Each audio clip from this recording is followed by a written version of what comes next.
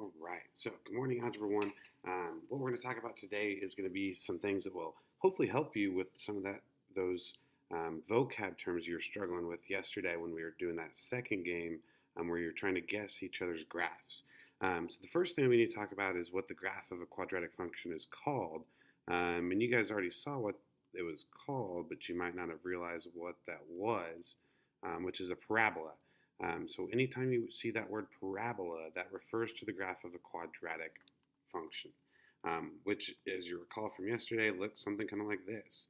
And they can be used for all sorts of stuff, including we saw them being used to talk about a basketball going through a hoop. So every parabola that is out there is going to have some form of a U shape to it. It's either going to open up or open down. If it opens up, then what we say is that it's concave up.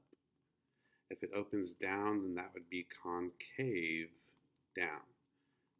So that's going to be how we'll talk about that. Every single parabola is going to be symmetric. It has what's called an axis of symmetry. And that axis of symmetry is a vertical line. So it's going up and down. It cuts the graph into two different slices. The vertex is what we call the highest or lowest point on a parabola. If the parabola opens up, then the vertex is going to be a minimum. If the graph of our parabola opens down, instead, the vertex is going to be a maximum. So minimum would look like this. It'd be opening up, and it'd be this lowest point. Maximum would be opening down, and it would be the highest point on your graph. The points where the graph crosses the x-axis are known as a couple different things. They're known as zeros or roots, as well as obviously being referred to as x-intercepts. So those are all names for where it crosses the x-axis. The domain is going to be all the real values that the graph covers, and so that's going to be all the x values. Let's put x in that blank instead. So the domain is going to be all the x values that a graph covers, whereas the range is all of the y values that a graph covers. So we're going to do a few examples of that. We're going to look at where the vertex is, axis symmetry, x-intercepts, and domain and range for each of these. So the vertex we'll label first would be this point, which is the lowest point here at 2, -9. That would be our vertex. Then we've got our axis of symmetry, which is going to be a vertical line straight up and down through the vertex.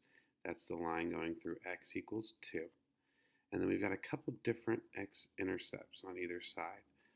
This one is at -1, 0. This other one, it looks like, is at 5, 0. And those are your x-intercepts, which if you just want to abbreviate x-intercepts as INT, that's okay. So the domain of our function, it goes across all real numbers, because if you notice it's going up and to the left forever, it's going up and to the right forever. That means it's going left and right forever, so we'd go from negative to positive infinity. The range is a little bit different. It doesn't go up and down forever. In fact, there is a lowest point. It only gets down to a y value of -9. So the range is going to start at that -9 and then go up from there to positive infinity. Okay, let's do one more together, and then we'll let you try one on your own.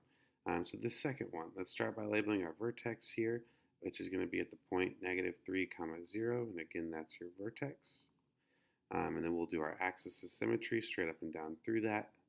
And that axis of symmetry this time is through x equals -3. So the axis of symmetry will always be the same as the x value of your vertex. And then for x-intercepts, it turns out that our vertex is also our x-intercept. So we actually have that point take care of two things for us. The domain, since we're going up and to the left and right and to the left, or up and to the right forever, the domain is always going to be negative to positive infinity. So that's kind of automatic.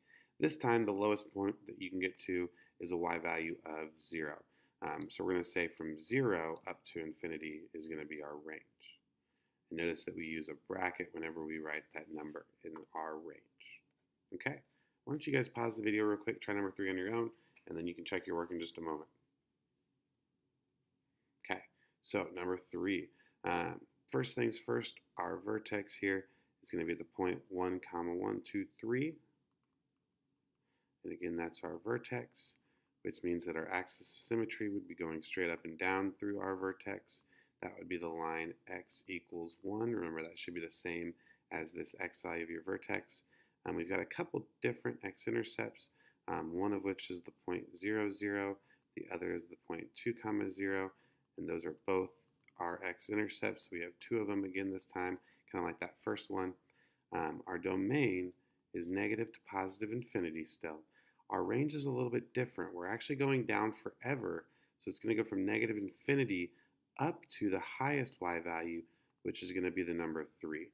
So the range, notice how it gets flip-flopped since our graph is opening down instead of opening up. And so then the last part here on number 4, we once again have a quadratic. Let's see, our vertex is at 1, comma 3 again. So 1, comma 3 is our vertex. And then let's see, that means our axis of symmetry would be going straight up and down, have an x value of 1. And then here's the interesting thing, there are no x-intercepts on this graph.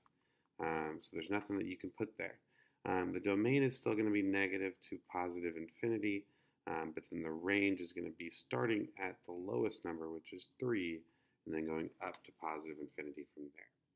Okay, so that's all we've got for notes today, guys. As soon as you're done with this, watching this video, you should now be ready for the activity. It is on student.desmos.com. Just like they were yesterday in class. The activities code that you're going to need to get into it is the code EYXRUA.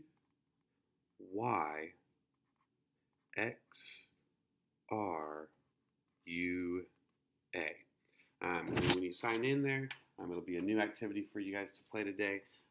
It'll be kind of talking about what we did yesterday on that first activity, as well as what we just got done with in this video.